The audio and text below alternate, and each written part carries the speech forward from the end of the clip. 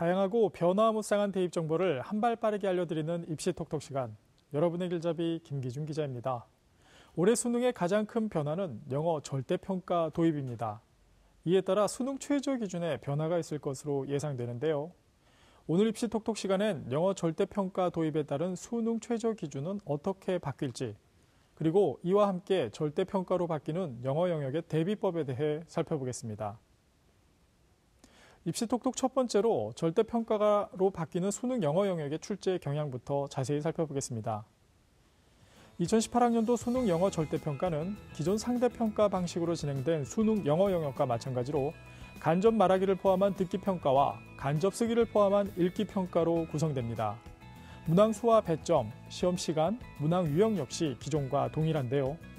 듣기와 읽기를 포함한 총 45개 문항으로 내용의 중요도나 난이도를 고려해 문항별로 2점 또는 3점으로 배정됩니다. 다만 영어 영역은 점수에 따라 9개 등급으로 성적표에 표기되는데요. 원점수 90점 이상이면 1등급, 80점 이상이면 2등급 등으로 원점수에 따라 등급이 결정됩니다. 영어 영역이 절대평가로 바뀌면서 문제가 쉽게 출제돼 지난해 수능보다 상위 등급 학생 수가 늘어날 것으로 예측되는데요. 전문가들은 1등급이 15% 안팎이 될 것으로 내다보고 있습니다. 사실상 영어가 학생들의 성적을 세밀하게 매길 수 없게 되면서 그동안 영어를 포함한 수능 최저 기준을 내세우던 대학들이 이를 바꿀 가능성이 있게 된 것이죠.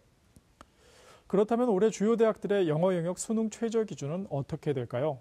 영어 영역의 등급을 별도로 지정하는 경우와 기존과 동일하게 영역들의 등급 합을 매기는 경우로 나눌 수가 있는데요.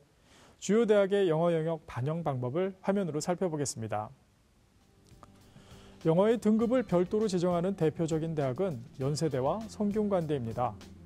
연세대는 전형에 따라 수능 최저 기준이 다르긴 하지만 수능 최저가 적용되는 모든 전형에 영어 2등급 이내로 지정을 하고 있습니다. 물론 한국사도 인문계열은 3등급, 자연계열은 4등급 이내를 요구하고 있는데요. 이는 영어 절대평가로 인해 수능 최저 기준이 완화되었다고 보기는 어렵고 오히려 탐구 영역에 대한 공부가 더 필요함을 의미합니다.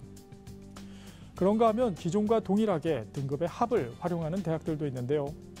중앙대 학생부 교과 전형의 경우 인문, 자연 모두 4개 영역 중 3개 영역 등급 합이 5 이내이면서 한국사 4등급을 요구합니다. 동국대의 경우 인문계열은 3개 등급 합이 6, 자연계열은 2개 각 2등급으로 전년도에 비해 강화되었습니다. 반대로 경희대 논술 우수자 전형처럼 전년도와 동일한 수능 최저를 적용할 경우 영어 영역에서 대부분 높은 등급을 받을 수 있기 때문에 수능 최저 기준이 완화되는 효과를 볼 수 있는 대학도 있습니다. 전년도와 비교해 전체적으로 영어 절대평가에 따른 수능 최저 기준 변화가 큰 곳이 그리 많지 않아서 전반적으로 완화가 됐다고 느끼는 경우가 많을 텐데요.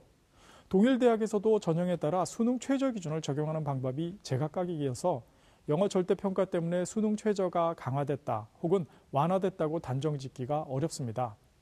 하지만 일부 상위권 대학을 중심으로 영어 외에 별도 과목을 추가해 수능 최저 기준을 맞춰야 하기 때문에 오히려 다른 과목을 더 공부해야 할 가능성이 높아졌는데요.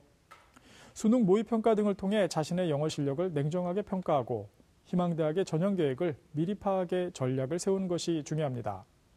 또한 영어의 대비는 한국교육과정평가원 홈페이지에 그 중심 내용 파악하기, 세부 내용 파악하기, 논리적 관계 파악하기 등 6개 분야로 나누어 학습법을 올려두었으니까요. 이를 참고하면 좋겠습니다. 2교시 입시 톡톡. 오늘은 2018학년도 수능 영어 절대평가 도입에 따른 수능 최저 기준 변화와 그 대비법에 대해 살펴봤습니다. 지금까지 김 기자의 입시 톡톡이었습니다.